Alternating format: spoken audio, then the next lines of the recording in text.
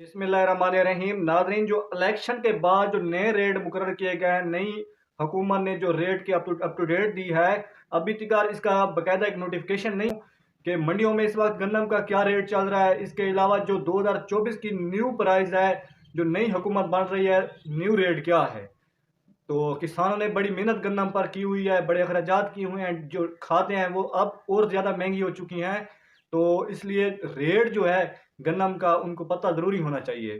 नाजरीन, जो इस वक्त मंडियों में गन्नम का रेट है 4600 4700 रुपये फी मन है। इसके अलावा 5000 प्लस 5000 और पहले 5500 भी था।